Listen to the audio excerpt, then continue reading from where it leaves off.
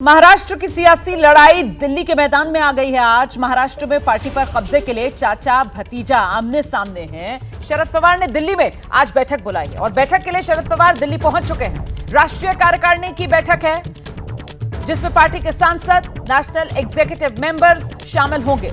इस बैठक में शरद पवार आगे की रणनीति को लेकर मंथन करेंगे और साथ ही जानकारी यह भी सामने आ रही है कि कानूनी पहलुओं को लेकर भी बैठक में मंथन किया जाएगा। तो दोपहर 3 बजे ये बैठक होनी है। एनसीपी राष्ट्रीय कार्यकारिणी की ये बैठक, एनसीपी को लेकर दावा पुरजोर तरीके से चाचा और भतीजा दोनों की तरफ से किया जा रहा है। दोनों का दावा एक ही है कि एनसीपी उनकी है। तो आखिरकार पार्टी किसकी, सिंबल किसके पास रहेगा, यही इस समय का सबसे बड़ा सवाल है। फिलहाल देखिए, विधायकों के लिहाज से पलड़ा भतीजे अजीत पवार का भारी है, लेकिन 2/3 बहुमत वो हासिल नहीं कर पाए अजीत पवार। विधायकों का आंकड़ा 32 पर आकर रुक गया अजीत पवार गुट का, जो कि 36 चाहिए 2/3 आंकड़े के लिए। वहीं दूसरी तरफ सांसदों के मामले में पलड़ा शरद पवार गुट का भारी है, लेकिन राष्ट्रीय अध्यक्ष को लेकर अजीत पवार गुट की तरफ से दावा ठोक दिया गया है। चिट्ठी चुनाव आयोग को लिख दी गई है और इस बीच दिल्ली शरद पवार पहुंच चुके हैं। दोपहर 3 बजे राष्ट्रीय कार्यकारिणी की बैठक है और शरद पवार के दिल्ली आने के साथ ही ये महाराष्ट्र की सियासी लड़ाई, जो दिल्ली की सड़कों पर अब पोस्टर्स के जरिए नजर आ रही है, जहां शरद पवार के समर्थन में आप देखिए किस तरीके के पोस्टर लगे हैं। ऐसे पोस्टर जिसमें गद्दार बताया जा रहा है, पीठ में छुरा घोंपने वाला बताया जा रहा है भतीजे अजीत पवार को। में 2 गुट सामने आ चुके हैं। एक शरद पवार का गुट है तो दूसरा है अजीत पवार का गुट। लेकिन इस सबके बीच में बयान तो चल ही रहे हैं। कुछ इस तरीके के होर्डिंग्स भी सामने आने लगे हैं जहां पर #गद्दार लिखा हुआ है। हमारे साथ में सोनिया दुहन है जो कि राष्ट्रीय अध्यक्ष है एनसीपी। सोनिया, लेकिन कौन सी एनसीपी? स्टूडेंट यूनियन की आप जो राष्ट्रीय अध्यक्ष हैं, लेकिन कौन सी एनसीपी, कौन सा स्टूडेंट यूनियन? एनसीपी एक ही है जिसके राष्ट्रीय अध्यक्ष पवार साहब हैं और कहने भर से अलग अलग चीजें नहीं हो जाती है। और as per records, as per everything, NCP is only one which belongs to Pawar साहब। लेकिन अजीत पवार की तरफ से चुनाव आयोग से कह दिया गया है 40 से ज्यादा विधायकों का समर्थन है। एनसीपी के राष्ट्रीय अध्यक्ष अजीत पवार है। कल शक्ति प्रदर्शन कर रहे थे शायद वो लोग, तो शक्ति प्रदर्शन में तो 40 तो नहीं, मेरे ख्याल में 28-29 लोग थे, जिसमें कुछ निर्दलीय भी थे।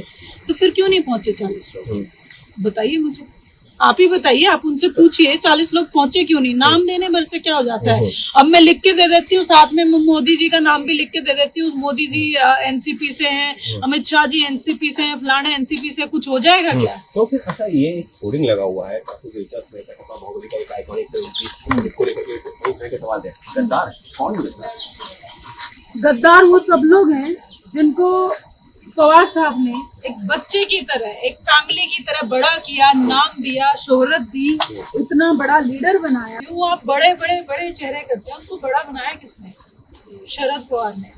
और उनको बड़ा बना सकते हैं तो शरद पवार किसी को भी बड़ा बना सकते हैं। और उन्हें वेट एंड वॉच करना है अभी कौन कौन बड़ा होता है।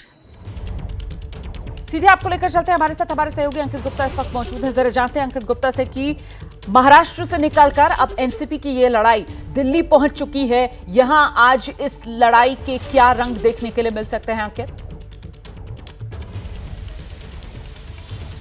देखिए, फिलहाल जो रोमाना इस वक्त मैं मौजूद हूं शरद पवार के घर पे, और शरद पवार के घर के बाहर की पहले तस्वीरें आपको दिखाता हूं। देखिए, जो पोस्टर जिसका हम जिक्र कर रहे थे ना, वो पोस्टर यहां पर भी लगा हुआ है, एनसीपी ऑफिस पर भी लगा हुआ है। और नारा क्या है? सारा देश देख रहा है, अपनों में छुपे गद्दारों को माफ नहीं करेगी जनता, ऐसे फर्जी मक्कारों को। और इस तरीके का ये पोस्टर, एक और पोस्टर पहले आपको दिखाता हूं और तस्वीरें दिखाता हूं शरद पवार के घर के बाहर की। सच और झूठ की लड़ाई में पूरा देश शरद पवार के साथ है। भारत देश का इतिहास है कि इसने कभी धोखा देने वालों को माफ नहीं किया। इस तरीके के तमाम पोस्टर, होर्डिंग्स लगा दिए गए हैं शरद पवार के घर पर। और तस्वीरें अब दिखाता हूं शरद पवार के घर के बाहर। यहां पर मीडिया का जो हुजूम लगा हुआ है और समझा जा सकता है, कल तक जो पूरा जो केंद्र था मुंबई, महाराष्ट्र, आज वो दिल्ली जो लड़ाई शिफ्ट होती दिख रही है, क्योंकि शरद पवार खुद यहां पर पहुंच रहे हैं और उनके जो समर्थन वाले जो सांसद हैं, वो उसके साथ ही में जो और कई और नेता है वो यहां पर पहुंचेंगे। और इसी वजह से आज जो पूरा केंद्र है वो है शरद पवार का ये घर, जहां पर दोपहर 3 3 बजे होनी है वो अहम बैठक। और दिलचस्प यही रहेगा कि कितने सांसद, कितने विधायक, कितने नेता यहां पर जुड़ते हैं, क्योंकि इस वक्त जो पूरा खेल है वो नंबर गेम है।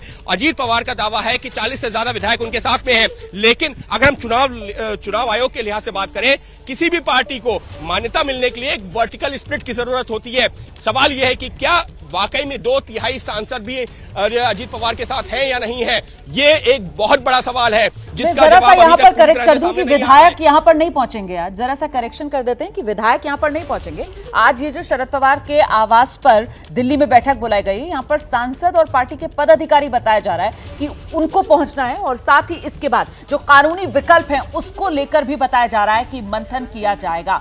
जैसे ही घड़ी का काटा दोपहर 2:30 पे आए, बबीता जी का दिल सास बहू साजिश के लिए मचल जाए।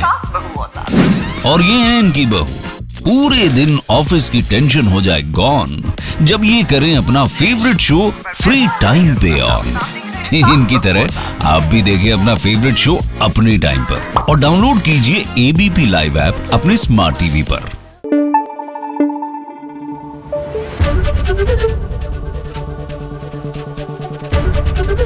एबीपी न्यूज आपको रखे आगे।